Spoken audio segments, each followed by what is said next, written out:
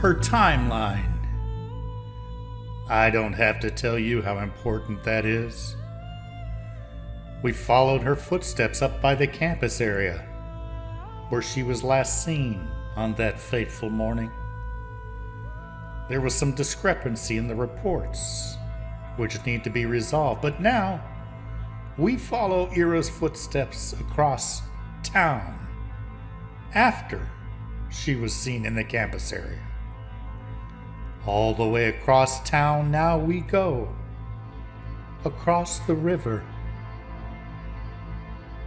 We're following her footsteps down to the riverbanks where she was found, a body lying there. The sound of my voice will paint the picture of a geographical area. How did she get from the campus area all the way across town in a neighboring jurisdiction across the river? What was that area like? I will paint that picture for you as best I can if you'll listen to the sound of my voice. If you're visually inclined, you may go to the website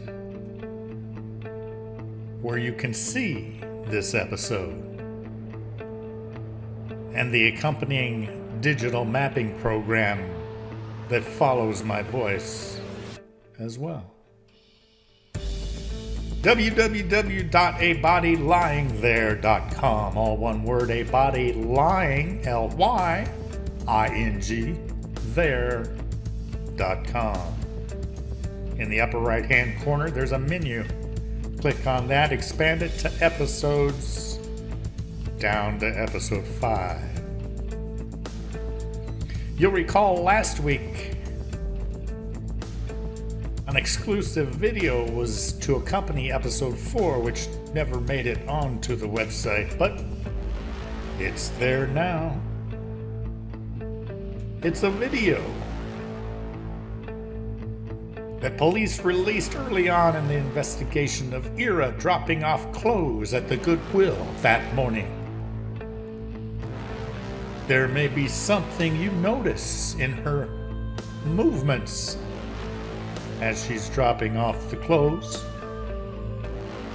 There may be something you would expect to see that maybe you don't. Off the website, you'll go to episode 4, and then there's an expanding button for exclusive. That video is there now.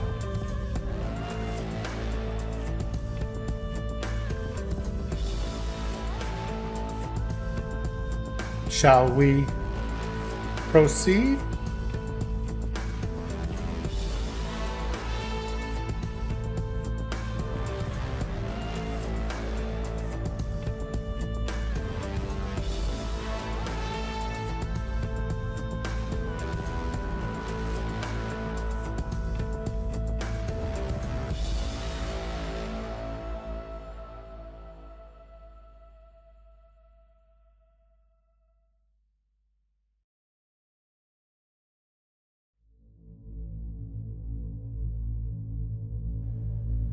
There's that feeling of being overwhelmed when you're looking down at the dining room table and the pieces of the jigsaw puzzle are scattered. Without that picture on the box, it's impossible. Well, it's much more difficult to put the pieces together. So I apologize to the detectives and sleuths out there. The facts come at us from all different directions. We don't have that frame of reference.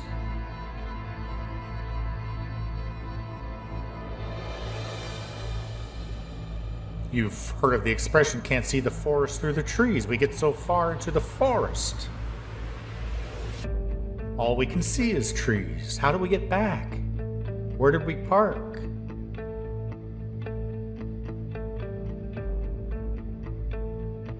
But visuals always help, and North Carolina is located on the eastern seaboard of the United States between New York and Florida, and that's a start. Charlotte, a major city in the United States, named after the Queen Consort, King George III. We ditched the king and kept the queen's name. What's a consort? Why not just a queen? Oh well. But it's a major city, and it's encircled by I-485, an interstate. So you can picture that. Charlotte's a city in the middle, surrounded, encircled by I-485, a huge circle, about 12 miles in diameter.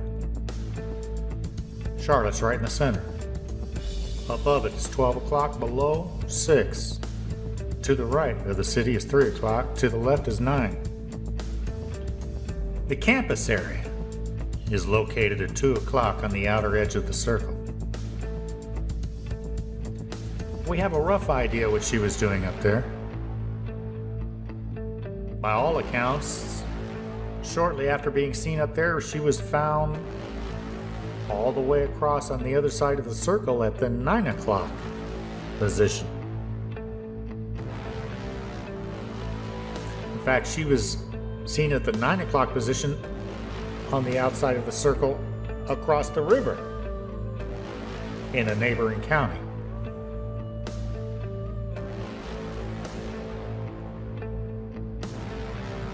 On campus, we've heard various reports.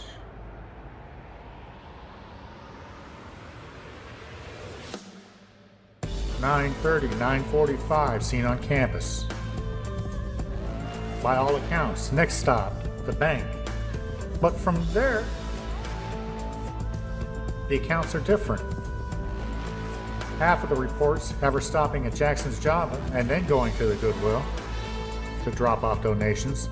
The other half of the reports have her going from the bank directly to the Goodwill and then to Jackson's Java. But all the reports have her stopping or next being seen at the YMCA parking lot. Now, how she got there, we don't know. Likely she traveled one of 3 ways. She could have either have gone the path on the top of the circle, following I-485 until she got to the 9 o'clock position. She could have traveled on the bottom of the circle on I-485 until she got to the 9 o'clock position, or she could have traveled from the 2 o'clock position directly across the circle on I-85. Remember, the circle is I-485, but there was a direct interstate from the 2 o'clock position campus area that traveled across the circle directly to the 9 o'clock position. And that's I-85. No matter which way she took, following I-485 on the top or the bottom, or directly across the circle using I-85, it is only I-85 that crosses the river. Once she got to the 9 o'clock position, she would have had to have been on I-85 to have actually crossed the river. So then she crosses the river on I-85, and then she takes the first right, the first exit. It's Highway 273, aka Beatty Drive. She goes down that path about a half a mile and then turns into YMCA Drive.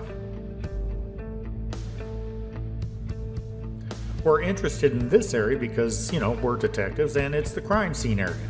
Oh yeah, it's possible that she was killed somewhere near campus and then driven to this area to be disposed of. But in the last episode, remember,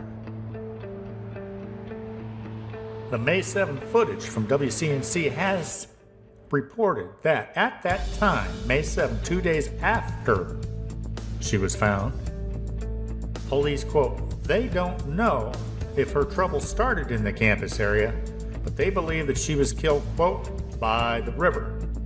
Now, of course, police all the time are putting out misinformation. But let's just take it for its face value. That she was killed by the river. That would make the YMCA area the crime scene area. Now, bear in mind, she wasn't killed on YMCA property that we know of.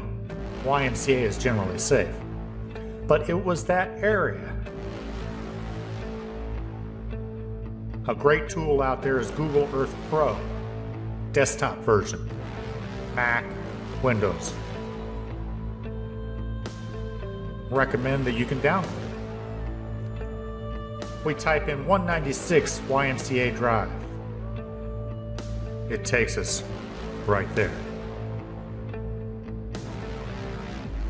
We're looking down on the parking lot. In the upper right, there's a tool for Google Earth Pro. You can rotate your position. It's as if you are hovering above the parking lot, going around in circles. I let my position rest so that I was hovering above the river, looking down at the YMCA. To my left is 85, coming across the river. I'm looking down on the YMCA property, and just to the right of that is the subdivision. It's interesting to note that when we look at this area, which is the crime scene area, that between the YMCA property and the subdivision next door, you'll notice there's a path. It looks like a mowed path that goes all the way from 273 and goes right in between the YMCA property and the subdivision.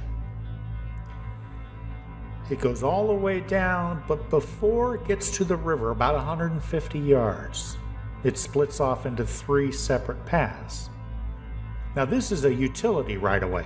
Telephone companies, gas companies, they have lines underneath the ground, sometimes above the ground, and they have a right to come on your property and maintain those lines, and they mow that path once a year. But it's this path that when it gets down to the river, it splits off into 3 separate paths. And so the question is which path was Ira's car found down? And of course, which path was her body lying next to the river? Because when Fedora picked up this story, we scoured the internet. We didn't find any consistent diagrams of exactly where she was located.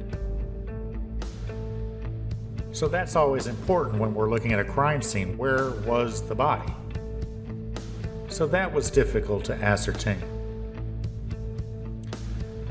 Of course, when Fedora picked up this story, Mark Carver had already been convicted. So it was alleged by prosecutors during the trial that he was very close to where Ira's body was found. So, of course, we have to know where Ira's body was found. And we want to know where exactly Mark Carver was. And again, the information I was finding on the websites out there that were reporting on this story just seemed to be inconsistent. So we needed to get more solid on that. The other curious thing about the whole crime scene area is exactly which path did Ira's car take down to the river. We know we saw a photograph coming out of the YMCA parking lot, heading down a road that went right down the subdivision. That would have been Parkview Drive. At the end of Parkview Drive is a T intersection. We know that at that T intersection, she must have taken a right, because that's where those 3 paths are. But which path, again, she went down is a mystery. And again, we're assuming that she came down Parkview Drive. That's what it looks like when she's coming out of the YMCA parking lot. And of course, there's always the intangibles, isn't there? of the crime scene? What does it feel like? Sure, we've heard all of the reports. It was isolated, it was wooded, but there's something about being there that provides one with a sense of what this scene felt like. So there's the intangible. Also, I noticed that if she did travel down Parkview Drive and eventually wound up down one of the 3 right-of-ways, she would have had to have gone past an area on the maps that looks like, I couldn't tell by Google Earth Pro, is it a pile of dirt? Is it where a building used to be? Is it, but that might be important. It was something that was a mystery. If her car indeed went past it, we want to know, what is it? Google Earth Pro has a unique feature where you can go to the tool menu and go view and then historical images. So we can get historical viewings of this area as well. Go back in time. Of course, we want to know where everything else fit into place down at the crime scene area. Where were the jet skiers? Where was the guy that called? There was a guy that called 911, a construction worker. Where was he located? Where were the cops? How did they arrive to the scene? Who was there? What did they see? A lot of other pieces that have to do with the crime scene that we want to know. So, based on the fact that we could not ascertain exactly where her body was found by looking at the Google Earth images and satellite images, and we couldn't ascertain exactly where Mark Carver's fishing spot was, we know from the ending of our last episode 4 that the jet skiers had placed a cross that could be seen day and night right where her body had lain. Perhaps that cross is still there.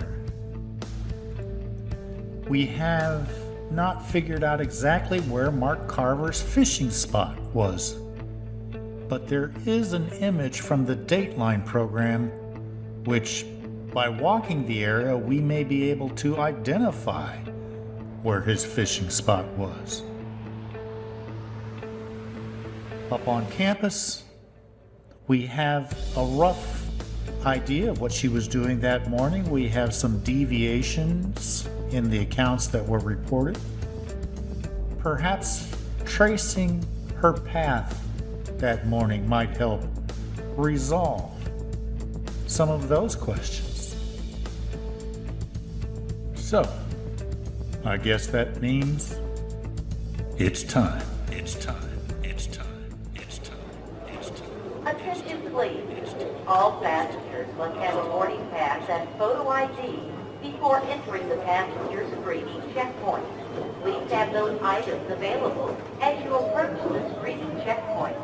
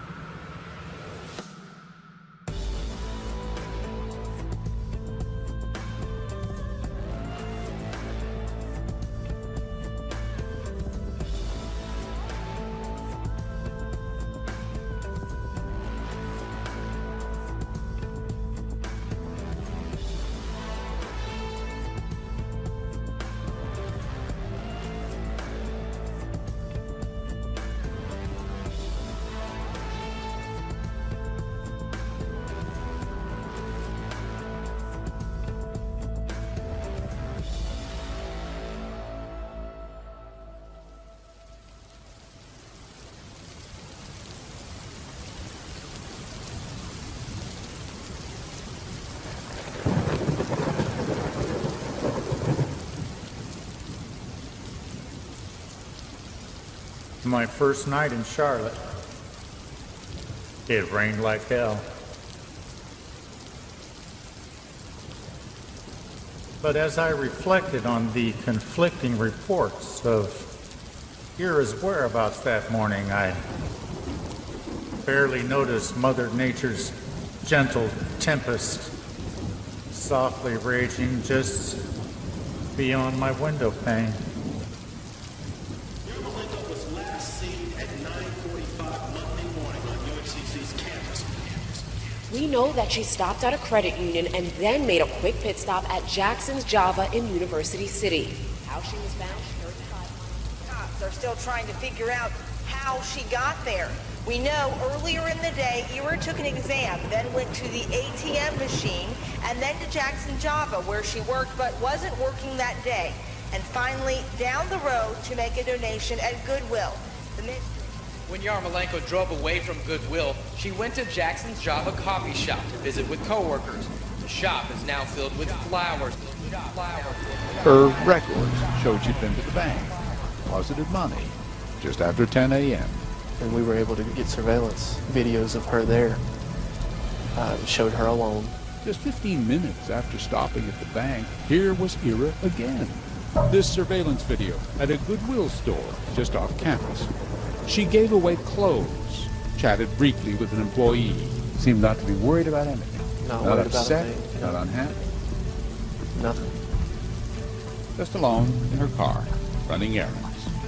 30 minutes later, 20 miles away, there she was again, in this surveillance video from a YMCA parking lot across the river from the campus. That's her in her car, driving toward the river. Had to be her, said Detective Terry. The mystery about what happened to Ira after that has many students feeling uneasy. But why in the world was Ira even on that secluded wooded bluff overlooking the Catawba? I couldn't stop thinking about which of the three right-of-ways her car went down. And of course where her body was found lying. Getting to the place where Ira Yarmolenko's body was found is not easy. It's remote, hidden by trees. Ira's body was laying right here. Her feet are down at this end, and her head is up where your 2 feet weeks are. after finding her body on the banks of the Catawba River, Brenda Priest and Dennis Field helped put up a cross in Ira Yarmolenko's memory. Flowers drape the cross, and on top sits a solar-powered light, so the memorial will be visible at all times. It solely represents the light that Ira had. Her light will shine. As that light shines, her light will shine. Cross visible day and night. Right here, right here, right here, right here, right here, right here, right here, right here, right here, right here, right here, right here, right here, right here. Mark Carver's spot where he was fishing. How far was it from where Ira was found? Though he did remember hearing an unusual sound that day, a scraping sound. But he didn't really think too much about it because they were making a housing development. Just up the riverbank from his fishing spot, in fact. So he and Mark were used to hearing that construction noise. Didn't bother him, they just kept on fishing. Mark stayed a little longer than you. He left just about 1 p.m., both oblivious to the terrible crime that happened just about 100 feet away. 100 feet away. 100 feet away. 100 feet away. 100 feet away. 100 feet away. 100 feet away. The DNA of both of these defendants was feet from where a recently murdered girl was. They lied about being near it. They were in an extremely isolated area where they should have been able to hear any commotion, any trauma to her, any damage. They said they didn't hear anything. Still falls the rain. Dark as the world of man. Black as our loss. And blind as the 1940 nails upon the cross.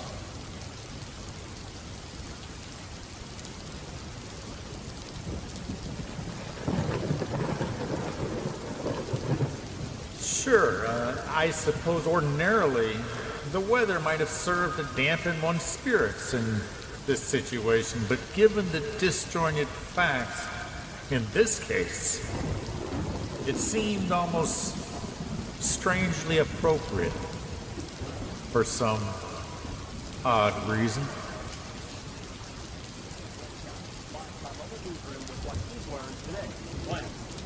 Well, Bobby, Rita Yarmolenko was 20 years old. We don't know how long she had been a student here on the campus of UNCC, but this is finals week here, and so it's possible that's the reason that she was here yesterday morning. It was the last time that she was seen alive. She left in her car something she rarely drove. Yet another piece, her car down a steep embankment and this open door. Investigators say she did not fall out of it. That means getting out on her own or getting pushed. Police aren't saying if they found evidence of another person in the car. Your feet are right here. Investigators know someone drove the car down the embankment. You can see where the front wheels of the vehicle were actually in motion. Her keys were out further uphill, and the driver and back passenger doors of her car both open. The scatterbrain is like the pattern of rain. Neither here nor there, but everywhere, everywhere, everywhere, everywhere, everywhere. And when we got to 85 up here, we looked back. I said, John, the helicopter's flying over where we go fishing. So we turned around at the bowling alley and came back. That takes a hell of a strong person. Asphyxiation takes a hell of, it's not an instant thing neither. It takes a lot of muscle power to kill that person. Struggling, you know, with her feet kicking and struggling. It would take them 5 minutes for at least 5 minutes for her to die.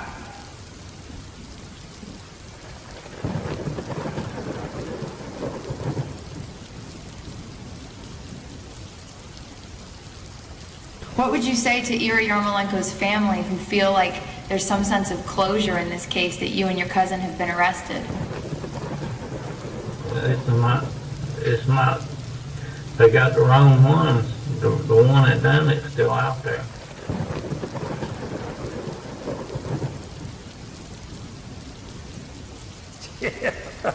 So he came on and talked to us a few minutes. I would say 10 minutes. And he kept asking, did we see anything? Could we see the car? I said, what car? I said, there ain't no car here. He said, then he told us a little later on about the car. It was down there against the stump next to the river. But I walked out in the water. You could look up there, but it was so thickety, so growed up, you just couldn't see it.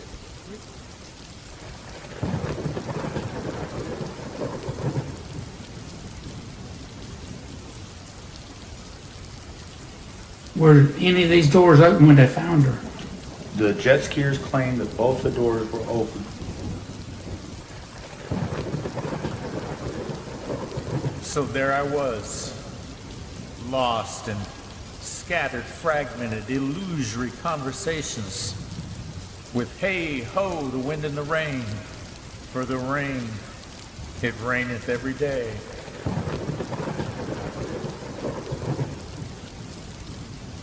A lot of times getting at the truth is not a straight line. It's not really easy.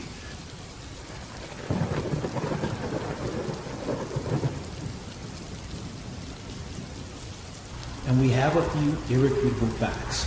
Ira Yarmolenko was on the banks of the Catawba River. It's a place where she shouldn't traditionally be. She is dead from asphyxiation. She is murdered.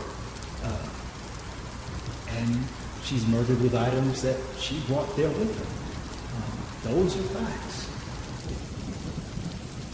Here's the interesting thing. This is a strange kind of building mystery.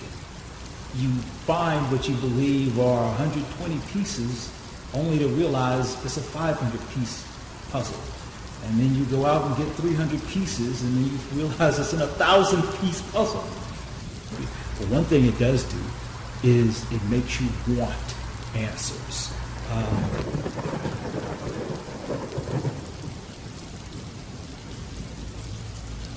What's going on here? I mean, well, wait a minute. Does that fit, or does that just like not fit at all? There's an old defense attorney in Toledo, Ohio, when I worked there. He used to say, a murder is an assault where someone dies. You know, we're being told a little fairy tale in which some people are devils and some people are angels, right? And whenever you have a story which is populated by angels and devils, look out, because somebody's telling a tale.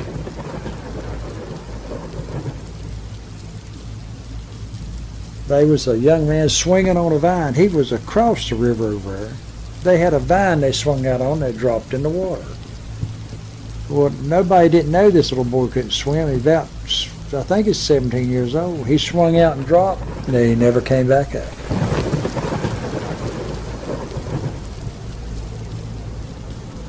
While I was at lunch, I got a tip.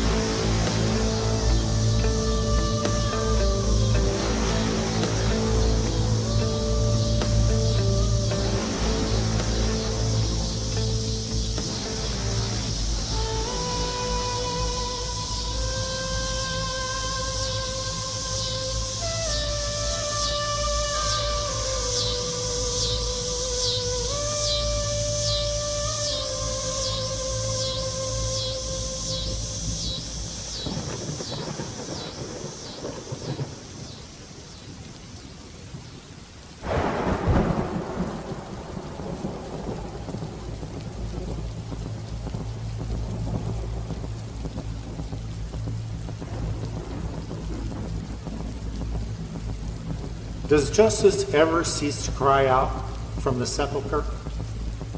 This is the Erie Yarmolenko story, but make no mistake, there is a battle playing out before us. One of a number of final chapters to her story, if you will, for Mark Carver's life is hanging in the balance.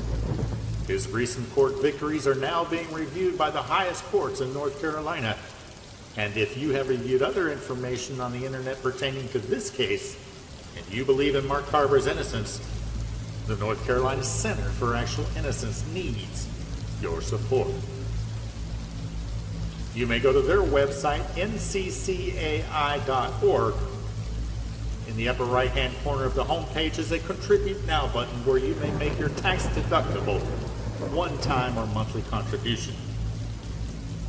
If, on the other hand, you believe the jury of 12 got it right the first time around, Fedora would encourage you to support the local law enforcement agencies involved in this case.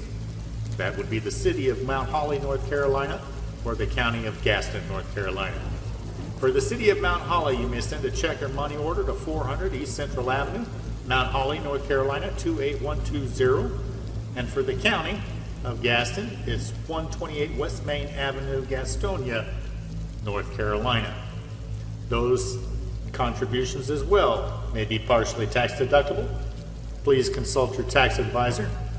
Fedora is independent and not affiliated with either of these organizations or agencies.